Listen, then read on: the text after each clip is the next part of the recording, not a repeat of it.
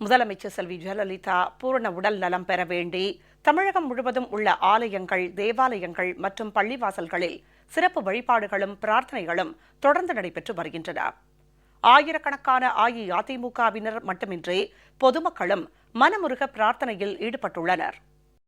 கோவை புறநகர் மாவட்ட அஇஅதிமுக மற்றும் தமிழ்நாடு ரேக்லா கிளப் சார்பில் வெள்ளலூர் பகுதியில் உள்ள பேச்சியம்மன் கோயிலில் காளை மாடுகளுக்கு சிறப்பு பூஜைகள் செய்து வழிபாடு நடத்தப்பட்டது. இதில் அமைச்சர் உள்ளிட்ட பலர் பங்கேற்று அம்மனை வழிபட்டனர். நெல்லை மாநகர் மாவட்ட கழகம் சார்பில் மானூரில் உள்ள திரு அம்பலவாணநாதர் கோயிலில் சிறப்பு பூஜைகள் செய்யப்பட்டன.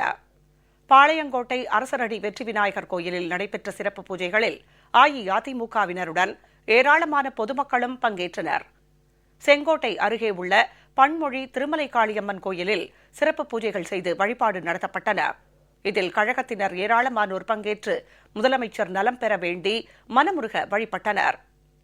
ஓசூரை அடுத்த சென்னசந்திரம் ஆனந்தவள்ளி சமேத ஸ்ரீ ஆனந்தேஸ்வரர் கோயிலில் மகா கணபதி, தன்வந்திரி, மிருத்யுஞ்சய மற்றும் நவக்கிரக ஹோமங்கள் நடைபெற்றன.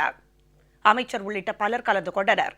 திருவண்ணாமலை ஒன்றிய கழகம் சார்பில் கிரிவல பாதையில் உள்ள பச்சையம்மன் கோயிலிலிருந்து 1008 பெண்கள் பால்குடம் எடுத்து 4 மாட வீதிகளை சுற்றி அண்ணாமலையார் கோவிலை வந்தடைந்தனர். பின்னர் சுவாமிக்கு பாலாபிஷேகம் நடத்தப்பட்டு சிறப்பு பூஜைகள் செய்யப்பட்டன. திருவண்ணாமலை நகர கழகம் சார்பில் காமாட்சியம்மன், இரட்டைக்காளியம்மன், கெங்கையம்மன் ஆகிய கோயில்களில் சிறப்பு பிரார்த்தனைகள் மேற்கொள்ளப்பட்டது. செய்யார் ஒன்றிய கழகம் சார்பில் 108 வகை மூலிகைகள், 51 வகை பழங்கள், 51 வகை புஷ்பங்கள், 13 வகை சௌபாகிய திரவியம் உள்ளிட்டவற்றை கொண்டு நவச்சண்டி யாகம் நடத்தப்பட்டது. தெள்ளார் ஒன்றிய கழகம் சார்பில் 108 மூலிகை பொருட்களை கொண்டு மிருத்யுஞ்சய யாகம், ஆயுஷ் யாகம் உள்ளிட்ட பல்வேறு யாகங்கள் நடத்தப்பட்டன. நாகையை அடுத்த திருமருகல் வவ்வாலடி தோட்டத்து மாரியம்மன் கோயிலில் அம்மனுக்கு சிறப்பு அபிஷேக ஆராதனைகள் நடைபெற்றன. தூத்துக்குடி மாவட்ட கழகம் சார்பில் சித்தி விநாயகர் கோயிலில் சுவாமிக்கு சிறப்பு அபிஷேக ஆராதனைகள் செய்யப்பட்டன. அரியலூர் மாவட்ட அஇஅதிமுக சார்பில் ஜெயங்கொண்டம் பெரியநாயகி அம்மன் கோயிலில் எழுந்தருளி உள்ள கழுமலைநாத சுவாமி சன்னதியில் சிறப்பு வழிபாடு நடத்தப்பட்டது. தஞ்சை வடக்கு மாவட்டம் திருவையாறு ஒன்றிய கழகம் சார்பில் பிரசித்தி பெற்ற நவக்கிரக ஸ்தலங்களில் ஒன்றான திங்களூர் சந்திர கோயிலில் நவக்கிரக ஹோமம் மற்றும் சிறப்பு அபிஷேக ஆராதனைகள் நடத்தப்பட்டன. தஞ்சை மாவட்ட இளைஞர் மற்றும் இளம்பெண்கள் பாசறை சார்பில் 1500 பெண்கள் முளைப்பாரி எடுத்தும் 1500 பெண்கள் பால்குடம் எடுத்தும் ஊர்வலமாக சென்று நாடியம்மன் கோயிலுக்கு சென்றடைந்தனர். பின்னர் அம்மனுக்கு பாலாபிஷேகம் செய்து சிறப்பு வழிபாடு நடத்தினர். கும்பகோணம் பழவாத்தான் கட்டளை ஊராட்சி சார்பில் அங்குள்ள சீதாளம்மன் கோயிலில் சுவாமிக்கு பால், தயிர், தேன், சந்தனம் உள்ளிட்ட திரவிய பொருட்களால் சிறப்பு அபிஷேகம் செய்து வழிபாடு நடத்தப்பட்டது. திண்டுக்கல் மாவட்ட அபிராமி மொத்த விற்பனை பண்டகசாலை சங்கம் சார்பில் முதலமைச்சர் பூரண நலம் பெற வேண்டி அபிராமி அம்மன் கோயிலில் பல்வேறு வழிபாடுகளும் யாகங்களும் நடைபெற்றது.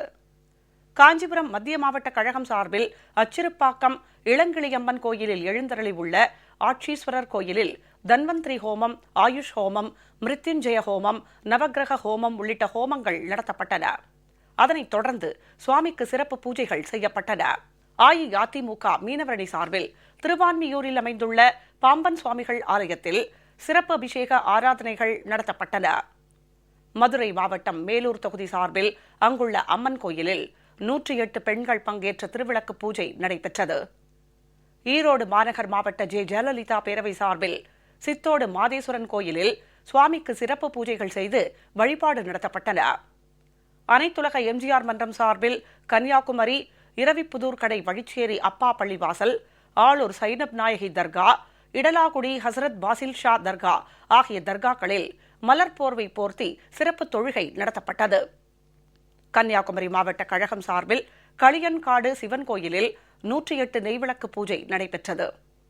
நீலகிரி மாவட்ட கழகம் சார்பில் கோத்தகிரியில் உள்ள CSM ஆதரவற்றோர் குழந்தைகள் பாதுகாப்பு இல்லத்திலும் கண் பார்வையற்றோர் ஆதரவு இல்லத்திலும் ஏராளமான குழந்தைகள் முதலமைச்சர் நலம் பெற வேண்டி கூட்டு பிரார்த்தனை நடத்தினர்.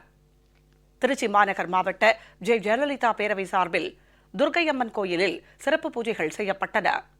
பின்னர் 2008 பேருக்கு வஸ்திர தானங்கள் வழங்கப்பட்டன. இதில் அமைச்சர் மற்றும் கழகத்தினர் ஏராளமானோர் பங்கேற்றனர். திருவள்ளூர் கிழக்கு மாவட்ட கழகம் சார்பில் மணலி திருவுடைநாதர் கோயிலில் நவக்கிரக சாந்தி ஹோமம், மிருத்யுஞ்சய ஹோமம், சுதர்சன ஹோமம், ஆயுஷ் ஹோமம் உள்ளிட்ட பல்வேறு ஹோமங்கள் நடத்தப்பட்டு வழிபாடு மேற்கொள்ளப்பட்டது.